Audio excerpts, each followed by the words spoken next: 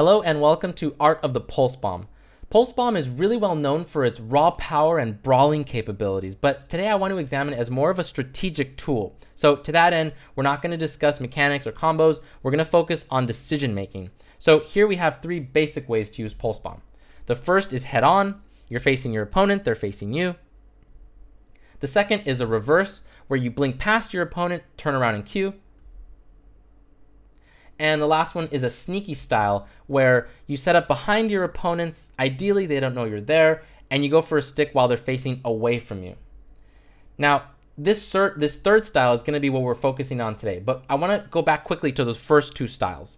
I picked out some clips which really highlight how difficult it is to go for these more brawly, mechanically intensive pulse bombs. So, and there is a ton of footage out there of professional players missing these pulse bombs. These are just a few. You can see just how difficult it is to land these. Your opponents have time to react when they're facing you and they know you're coming. They can, bubble it, they can DM it, as we're about to see here, speed boost away, things like that. Sometimes they'll just mess up the combo, as we see here. Effect, one of the best tracers in the world, as we just saw, messed up his combo. It's very common, maybe it's more common than you think, that professional players actually mess this up. And the goal of this video isn't to say don't do this, right? Like, you absolutely have to master this style of pulse bomb as tracer. It's very critical that you do. But hopefully I can encourage people to look for more creative, strategic plays of pulse bombs, which are far less mechanically intensive, but require more setup, more strategy, etc. So first, we're going to go through four different examples, 2 blunders, and then 2 textbook examples, if you will.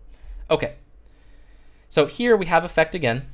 He's going for a sneaky pulse bomb. He's got the right idea. He just doesn't have the right angle. He's in the wrong position.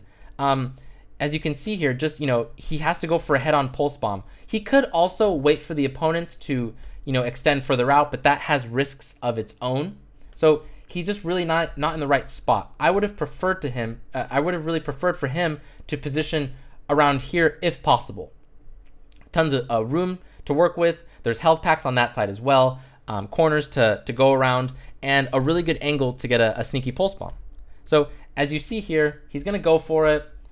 Just doesn't quite land it. Again, these are really hard to land. Yeah, so here we have another clip. This tracer is going to go for a deep flank. Again, the idea is on point. The execution, not so much. His opponents know that he is here, and he also knows that. And as you can see there, he just kind of shot at them. So since he knows that they know he's here, he can stomp around. That's perfectly valid in my opinion. So there's 2 ways to do this kind of flank. One is where you apply pressure and they know that you're there. The other is, like the sneaky style. So what you're going to see here is a disconnect, because he stomps around. He kind of lets them know that he's there, and, just to kind of scare them, apply pressure. That's cool. But then he tries to go for that pulse bomb, which, again, there's kind of that disconnect there, where if he had done the sneaky style, much more likely to land the pulse bomb. But since he's doing this kind of more aggressive style, probably better to hold on to it for a better opportunity. So here we're going to see he goes for it.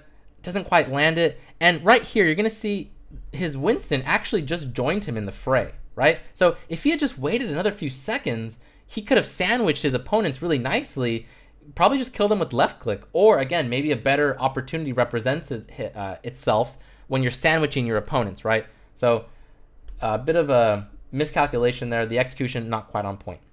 Okay, now let's look at our textbook example. So this is what you want to emulate. So as you can see here, the offense just took the point. Now the key word here is downtime. Downtime. Tracer here is going to use this downtime to get a nice flanking position on second floor.